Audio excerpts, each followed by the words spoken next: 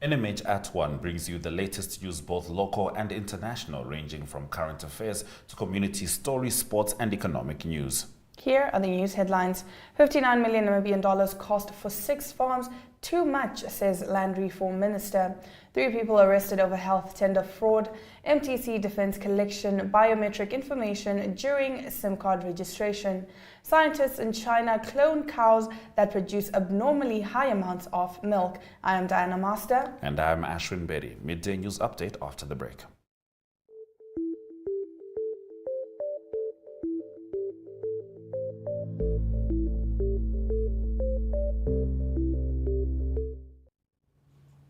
Morven Zindano Silawa, the Control Administrative Officer in the Ministry of Health, was arrested last week by the Anti-Corruption Commission for authorizing payment of 300,000 Namibian dollars to businessman Stanley Mohanedi Griffiths under false pretext that he rendered services to the ministry. The Ministry of Health and Social Services is said to have awarded Griffiths, the owner of Vehicare Fleet Maintenance Solutions (CC), a tender in 2020 for a Hino truck conversion into a rollback. Griffiths submitted a tax invoice for 300,035 Namibian dollars and 58 cents and a purchase order for the conversion, both of which were fraudulently and corruptly certified by Silawa and the former minister driver Victor Sinyinda Sekelo to confirm that the work has been done and the truck had been delivered to the ministry, whereas no work had been delivered and the truck was never returned to the ministry, ACC said. Sekelo and Griffiths were arrested together with Silawa, and the 3 men were granted bail of 10,000 Namibian dollars each after appearing in court on Friday. Remember to engage with these stories on our social media throughout the broadcast. Visual news coming up after the break.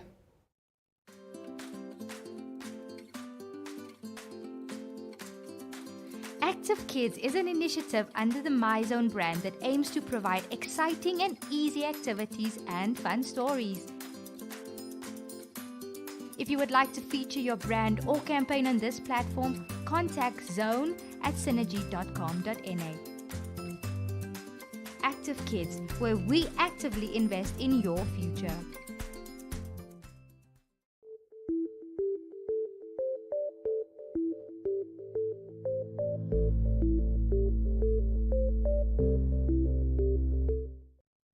Starting off our visual news this afternoon, Mary Da Silva, former member of the Swaziland Multi-Stakeholder Forum and close friend of colleague of the slain Swazi human rights lawyer Thulani Maseke, has called for an independent inquiry into Maseke's murder. She has also urged Namibians and those in the SADC region to stand in solidarity with the people in Eswatini.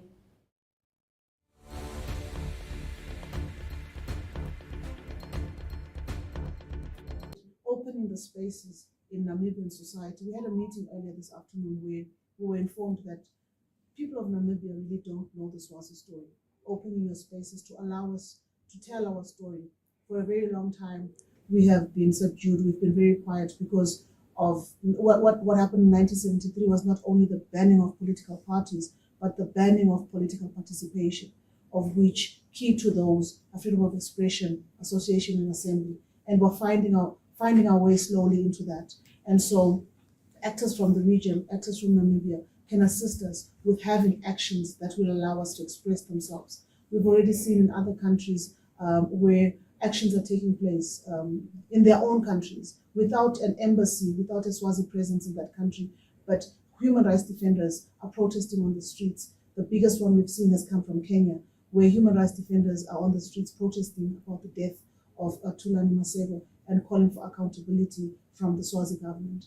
And that the call has been for an independent inquest. We cannot have the state actors, the police service, investigating this case because there's a high suspicion that they're involved. So we want to ensure that there's an independent inquest from a neutral body that will assist to get us the answers that we want, not only for Thulani, but for all those that have perished, particularly since June 29, 2021. So any actions that can be brought to bear, roundtable conversations, and civil society organizations are good at coming up with advocacy actions. So anything that can be brought to bear to ensure that the voice of the people of Swaziland is amplified.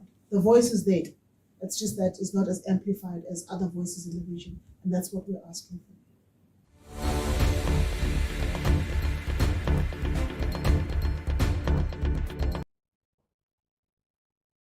MTC spokesperson Tim Ekanjo says the mobile operator has reduced theft by 80% because it requires customers to provide biometric information in the form of fingerprints and photos when registering their SIM cards or applying for MTC services.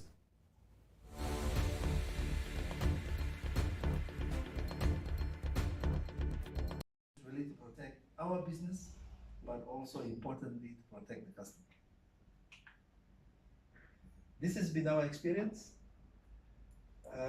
We have so many customers that have defrauded MTC, and not just MTC, other businesses as well, by coming in with false identity documents. And there's no way you can verify when somebody comes and say, here's my ID, and that identity document is false. Since we've implemented Verified, and as part of SIM registration, we've reduced fraudulent activities by at least 80%. Verify therefore covers basic SIM registration, which is the minimum requirements, which is your ID, full name, address. But like I said, it goes further in terms of getting the customers' biometric data from customers, which is your facial recognition, and then also your fingerprint.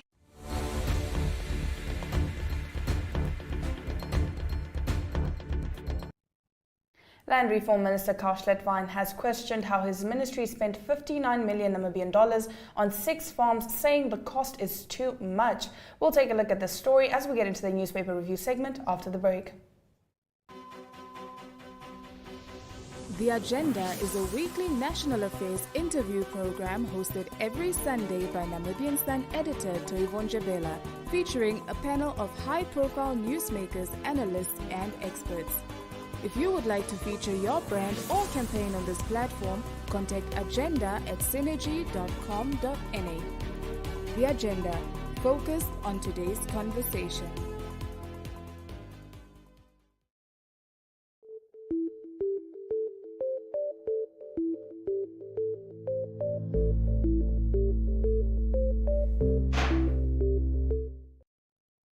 Heading into our newspaper review, on the front page of the Namibian Sun, the paper reports that Land Reform Minister Kauslet has questioned how his ministry spent 59 million Namibian dollars on 6 farms, saying the cost is too much.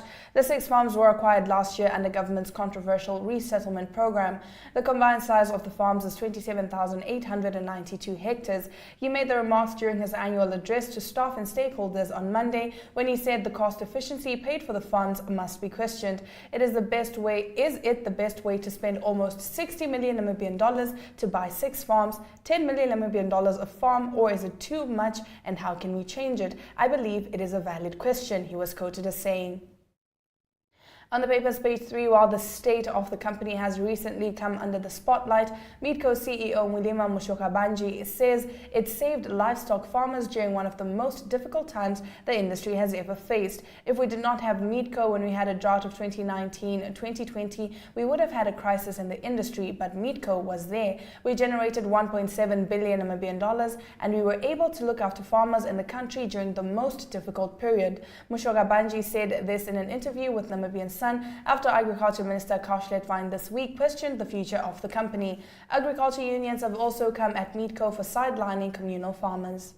Now, in the Republicans' lead story, the effects of the current rainy season's erratic precipitation is a concern, while in a separate report, the paper highlights that after missing 2 weeks of school due to lack of space at schools, over 600 learners yesterday secured placement at Rundu Project Secondary School, where teaching and learning will take place in tents. Now, last week, Namibian Sun reported that hundreds of learners, together with their parents, desperately assembled at the town's education district office demanding placement after being turned away from several schools. Yesterday, a reporter visited the temporary solution, 15 tents erected at the Rundu Trade Fair Center, of which over 600 learners and 14 teachers will call it their educational home.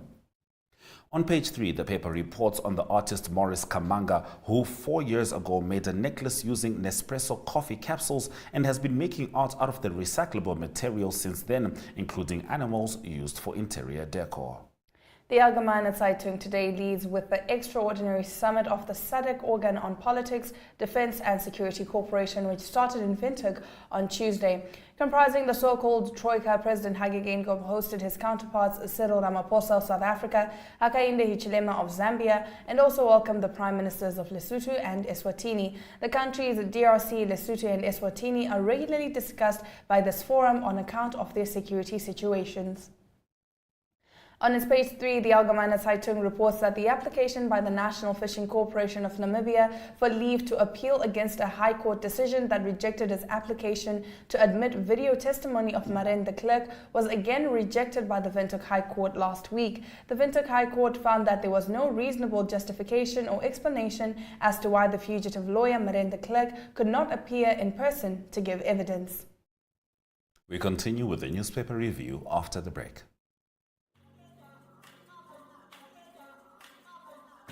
Africa Good Morning is a current affairs program that brings you the latest from Southern Africa and beyond. News, economics, sport, weather, interviews, and so much more. For any advertising or news-related queries, contact agm@synergy.com.na. Africa Good Morning, bringing Africa to you.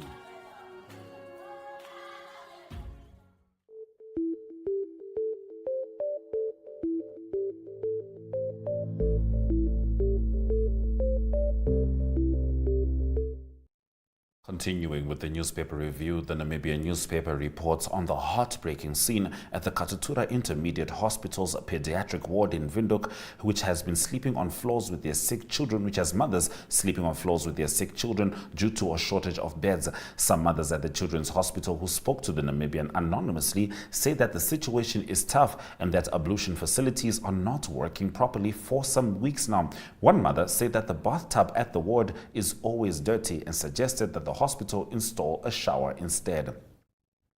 Anti-Corruption Commission boss Paulus Noah said Namibia hasn't lost the battle against corruption. He was responding to the 2022 Corruption Perceptions Index produced by Transparency International, which ranked Namibia 49 out of 180 nations. Namibia received 49 out of 100 points on the index, indicating no improvement in the fight against corruption since 2021. According to New Era Police in Otapi are investigating a case of fraud, corruption and theft in which 3 senior church members of the Evangelical Lutheran Church in Namibia, Western Diocese Nakayale, are implicated. The 3 allegedly defrauded the church of close to $3.5 million Namibian dollars. The alleged crime took place between March and May 2016. According to Musati Police Commander Commissioner Ishmael Basson, it is alleged that the suspects acted in their official positions or capacity to unlawfully and intentionally defraud the Elson Church institution for their own interest. Finance Minister Ipumbushimi yesterday clarified that government resolved to use a portion of its expenditure in redressing socio-economic imbalances through the granting of preferential treatment or preferences in the public procurement system. Shimi made these remarks during the implementation launch of the Code of Good Practices on Preferences as referred to in the Public Procurement Act of 2015. Now, according to Market Watch, preference in awarding tenders will be given to local companies that are most responsive and cost-effective. In addition, in a situation where local companies are competing with international companies for a tender, preference will be given to local suppliers to empower them. However, there is a limit on the price. The difference in price should not be more than 10%. You will be wasting taxpayers' money. Finance Minister Ipumbushimi made these remarks in an exclusive interview with Market Watch at the launch of Code of Good Practices on Preferences in the Namibian public procurement system yesterday. Now, the worldwide transition away from fossil fuels could be accelerated by the Ukraine-Russia war, according to British energy giant BP forecast. This story coming up as we dive into economic news after the break.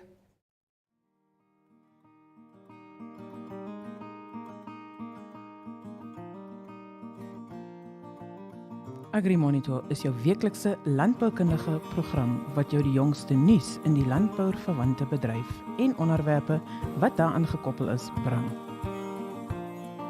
Vir enige advertensie of nuusverwante navraag, kontak agrimonitor@synergy.com.na.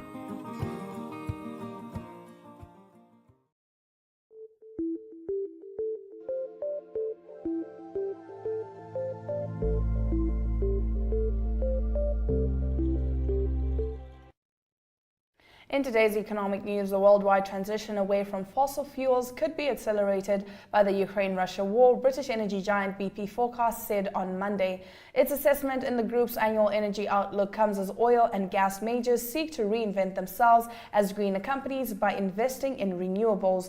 The increased focus on energy security as a result of the Russia-Ukraine war has the potential to accelerate the energy transition, BP said in its report. This as countries seek to increase access to domestically produced energy, much of which is likely to come from renewables and other non-fossil fuels, it added. BP forecast worldwide energy consumption to drop 2.3% by 2035 compared with its forecast a year ago, owing to falls for both oil and gas demand caused additionally by economic weakness, BP stressed. However, that oil continues to play a major role in the global energy system for the next 15 to 20 years. Under its most optimistic scenario, the firm sees carbon dioxide emissions peaking this decade and dropping 30% from 2019 levels by 2050. Let's have a look at the economic indicators.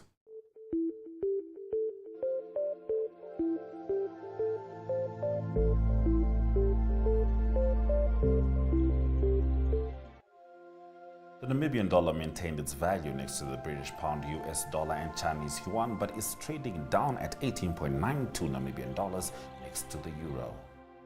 All selected stock closing prices managed to maintain their value with ANIREP on 9.00 points. Local index closed on an uptick of 519.07 points, whilst overall index closed on an uptick of 2.21%. Looking at commodities, gold is the only one that seems to have taken a dip of 0.01%, whilst copper, zinc and Brent crude oil all registered upsurges. Now, all flights have been banned in South Sudan ahead of Pope Francis's visit on Friday. This story and more news from the African continent after the break here on NMH at 1. In Business 7, you get news on current economic, financial and business matters in Namibia. The weekly show features interviews with experts and in-depth analysis of burning issues in a way that caters for ordinary Namibians and business connoisseurs alike. For news-related or advertising queries, please contact b7@synergy.com.na.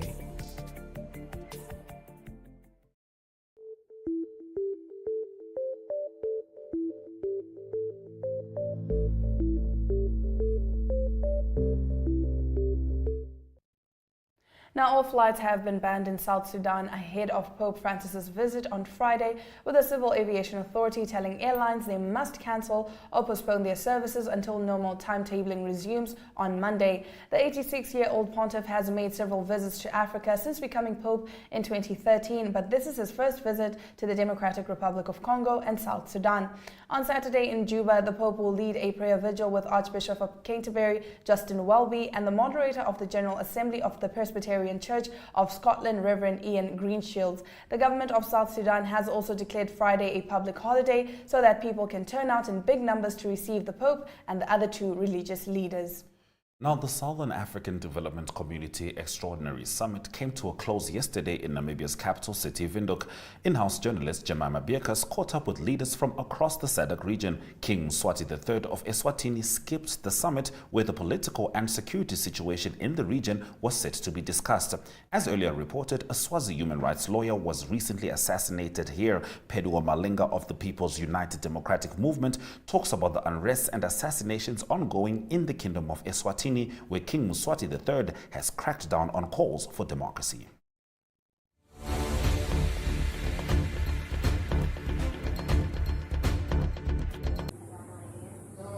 Yeah, my name is Penuel Malinga, the National Organizing Secretary of Pudemo from Swaziland. The situation right now in Swaziland is very, very volatile. The state has unleashed security forces. The state has hired assassins, people who are going all out to assassinate political leaders.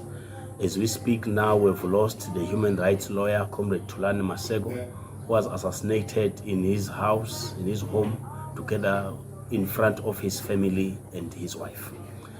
In Swaziland, as we speak, not long ago, the state has kidnapped a leader of a Swaziland Democratic Front, Swazi First Democratic Front organization. The Deputy Secretary General was kidnapped and killed by the assassin. Not long ago, also myself as Penuel Malinga, I was attacked 3 times on the April 1, 2022. I was petrol bombed inside my house and also my car. Fortunately, we survived that one. In October 2022 as well, on the 15th, over 48 bullets were placed in our bedroom and also in our sitting room. And also they burned our car as a family, and we had no choice but we had to run away and hide in another estate which is based in Matsapa. Also on the 8th of January 2023, we were attacked by Mswati's assassin, where over 27 bullets were hailed into our house. And this is a clear sign that the king doesn't want to hear anything that is talking about democracy, because we will all know that in 1973, the king of that time, he banned all political parties and also even the trade unions. Therefore, from that 1973, we have been ruled by a decree, and political formations are not allowed in Swaziland. Demonstrations are not allowed. That is why all these years Swazi people have been brutalized by the enemy, by the monarch. As we speak today in June 2021, the state led by the security forces, through the security forces, they went out to shoot and kill over 95 Swazis who were demonstrating, protesting about democracy, lack of democracy, and lack of political parties in Swaziland. When these Swazi people were demonstrating, asking for a multi-party democracy in Swaziland, the king responded with arrest and brutalizing them. That is why with over 95 who were brutally murdered. Over 400 Swazis are being persecuted. 2 MPs, as I speak today, are languishing in jail, and also a number of political exiles. Only one thing, they are asking for a multi-party democracy. The situation in Swaziland is very, very, very bad. Maybe I will pause maybe for a question. Do you have trust in the Troika summit that is currently ongoing, discussing the problems in Eswatini? The problem is history. In the history of the struggles in the Southern African region, we don't remember any struggle that was led and assisted by these organs. But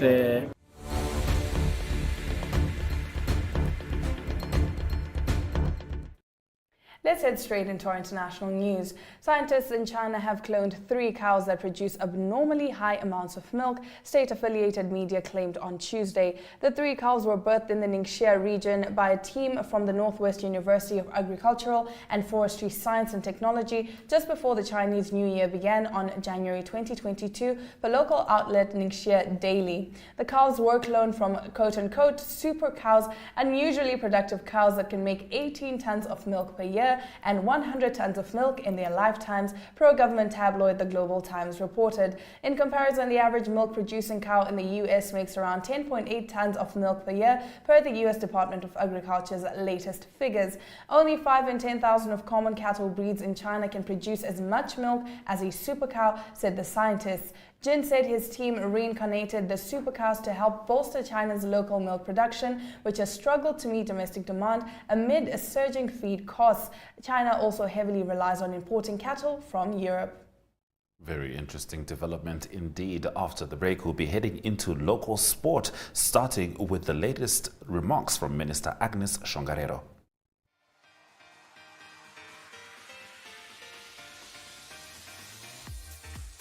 Flex is your health and fitness show that focuses on the health of the mind, body and spirit. If you would like to feature your brand or campaign on this platform, contact zone@synergy.com.na.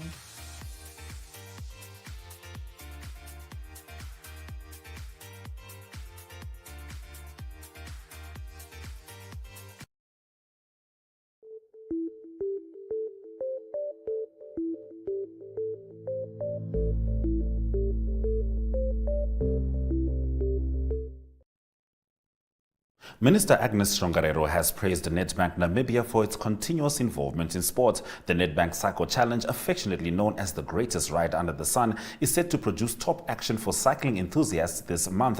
The bank yesterday launched the prestigious competition, which officially kicks off on the 12th of this month. It was for this reason Minister of Sport, Youth and National Service Agnes Shongarero commended the bank for its support towards the cycling community for many years. The minister added that through various initiatives, Nedbank has demonstrated a commitment to promoting fitness and healthy living in Namibia. She also noted that cycling and sport contribute towards education and a healthy lifestyle, stating that healthy and fit learners are proven to have good grades in school.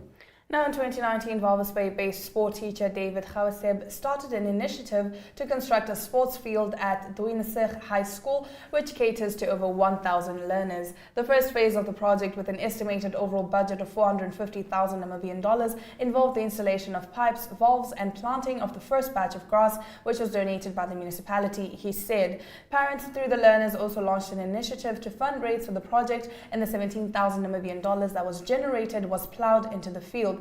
Gawaseb called on the business community to ensure that the project progresses.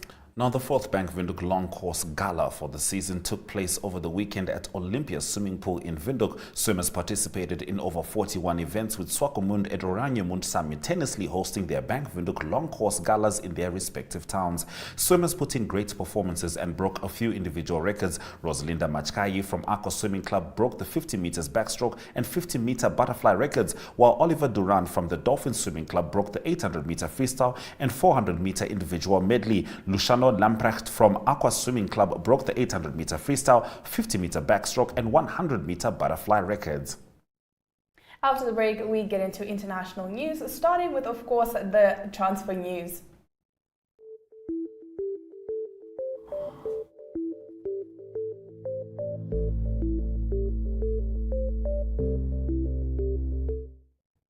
Newcastle United booked their first place in the first major final in 24 years by overcoming Southampton 2-1 at home on Tuesday in their League Cup semi-final second leg to seal a 3-1 victory on aggregate. Newcastle had won the first leg 1-0 away last week with a late strike from Joe Linton, and local man Sean Longstaff got them off to an ideal start in the return by opening the scoring in the 5th minute. It was the midfielder's first goal at St James Park in almost 4 years, and he struck again in the 21st minute, knocking in a cutback from Miguel Almiron to finish off a flowing team move sparked by a slalom run forward by Joe Willock. Now, Chelsea have signed World Cup winner Enzo Fernandez from Benfica for a British record of €121 million, the Portuguese club announced early on Wednesday. The midfielder, 22, was named Best Young Player of the World Cup for his displays during Argentina's successful campaign in Qatar. The $106.8 million fee eclipses the previous record of $100 million that Manchester City paid Aston Villa for Jack Grealish in 2021. Fernandes only joined the Portuguese Giants in July last year for a reported fee of around £10 million. He has signed an 8.5-year deal that will run until 2031. Hopefully, he helps Chelsea get back to the top. Now, stakes are high after a year's break in URC Coastal Derby. The postponement of their first round fixture last September has left the two coastal teams with one more to play in an unbroken sequence that stretches back over 11 weeks across two competitions. But the stakes are too high for there to be any lift up for the South Sea Sharks and the DHL Stormers. Stay with NMH at 1 as we head into the highlights after the break.